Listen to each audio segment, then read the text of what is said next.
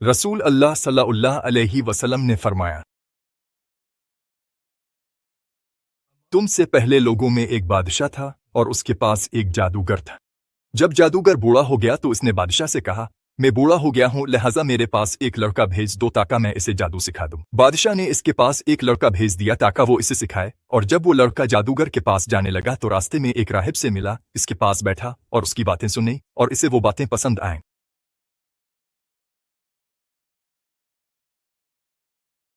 जब वो जादूगर के पास जाता तो जादूगर इसे देर से आने पर मारा करता था। इसने इस बात की शिकायत राहिब से की।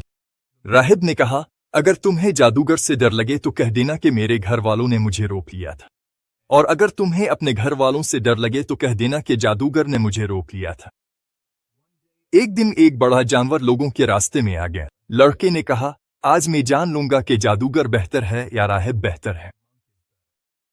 इसने एक पत्थर उठाया और कहा, ए अल्लाह, अगर राहिब का रास्ता तुझे जादूगर के रास्ते से ज्यादा पसंद है तो इस जानवर को मार दे ताकि लोग गुजर सकें। इसने पत्थर फेंका और जानवर को मार डाला।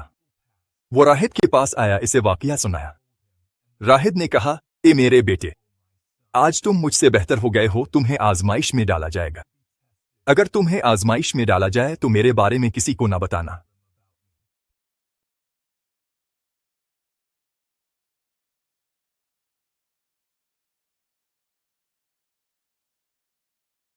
लड़का अंधों और कोड़ियों को शिफा देने लगा और लोगों की बीमारियों का इलाज करने लगा। बादशाह के एक साथी जो अंधा हो गया था ने इसके बारे में सुना तो वो इसके पास बहुत से तोहफे लेकर आया और कहा, ये सब तुम्हारे लिए है, अगर तुम मुझे शिफा दे दो। इसने कहा, मैं किसी को शिफा नहीं देता, अल्लाह ही शिफा देता है।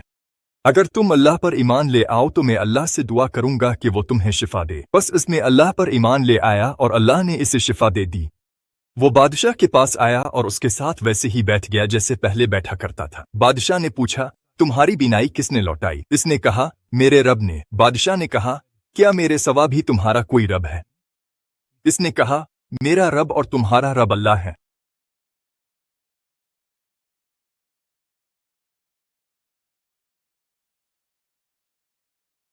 बादशाह ने इसे इतना अजाब दिया कि इसने लड़के के बारे में बता दिया। बस लड़के को लाया गया और बादशाह ने कहा, ए मेरे बेटे, तुम्हारा जादू इस हद तक पहुंच गया है कि तुम अंधों और कोड़ियों को शिफा देते हो और ये काम करते हो।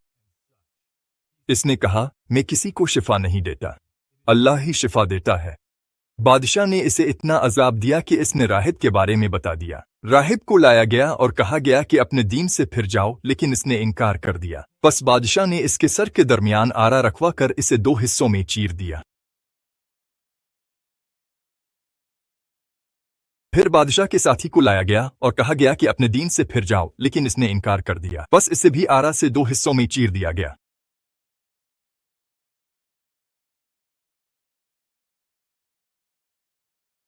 फिर लड़के को लाया गया और कहा गया कि अपने दीन से फिर जाओ, लेकिन इसने इनकार कर दिया। तो बादशाह ने हुक्म दिया कि इसे पहाड़ पर ले जाओ और अगर ये अपने दीन से ना फिरे तो इसे वहां से गिरा दो। लड़के ने दुआ की, पहाड़ हल गया और उसके पकड़ने वाले सब गिर गए। फिर बादशाह ने हुक्म दिया कि इसे समंदर में ले जाओ और अगर ये अपने दीन से ना फिरे तो इसे डुबो दो। लड़के ने फिर दुआ की और कुश्ती उलट गई। 2 बार लड़का वापस आया, अल्लाह की मदद से बचाया गया। अल्लाह ने इसे इनसे बचा लिया था। इसने बादशाह से कहा, तुम मुझे कत्ल नहीं कर सकते जब तक वो ना करो जो मैं तुम्हें बताऊं। बादशाह ने पूछा, वो क्या है? इसने कहा, सब लोगों को एक मैदान में जमा करो और मुझे एक दरख्त के तने पर सूली दो। फिर मेरे तरकश से एक तीर लो, तीर को कमान में रखो और कहो, अल्लाह के नाम पर जो लड़के का रब है, फिर मुझे मारो। अगर तुम ऐसा करोगे तो तुम मुझे कत्ल कर दोगे। चुनांचे इसने ऐसा ही किया। इसने तीर को कमान में रखा और कहा, अल्लाह के नाम पर जो लड़के का रब है। फिर इसने तीर चलाया और तीर उसकी कनपटी पर लगा। इसने अपना हाथ कनपटी पर रखा और मर गया। लोगों ने कहा, हम लड़के के रब पर ईमान लाए, हम लड़के के रब पर ईमान लाए, हम लड़के के रब पर ईमान लाए।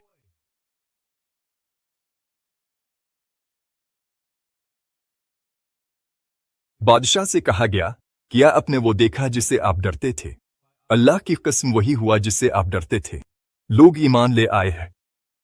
چنانچہ اس نے حکم دیا کہ گلیوں کے سروں پر خندقیں کھودی جائیں اور ان میں آگ جلائی جائے، اور اس نے کہا جو کوئی اپنے ایمان سے رجوع نہ کرے اسے اس میں پھینک دو۔ آئیے کہا گیا اسے اس میں کودنے پر مجبور کرو۔ بس انہوں نے ایسا ہی کیا، یہاں تک کہ ایک عورت اپنے شیر خوار بچے کے ساتھ آئی۔ وہ کودنے میں ہچکچا تو بچے نے اپنی ماں سے کہا صبر کرو اے میری ماں، بے شک تم حق پر ہو۔ حوالہ جات صحیح مسلم حدیث 3005 کتاب الزہد لڑکے اور بادشاہ کی حدیث امام احمد نے اپنی مسند میں اور ابن حبن نے بھی اس کا ذکر کیا ہے۔ 6 صدی عیسوی کے آغاز میں ذو نواس یوسف اسرسر جو یمن کا ایک یہودی حمیری بادشاہ تھا، اس نے نجران کے لوگوں پر ظلم و ستم کیا کیونکہ انہوں نے عیسائیت قبول کر لی تھی جو اس وقت تک اب بھی خالص توحید کے زیادہ قریب تھی۔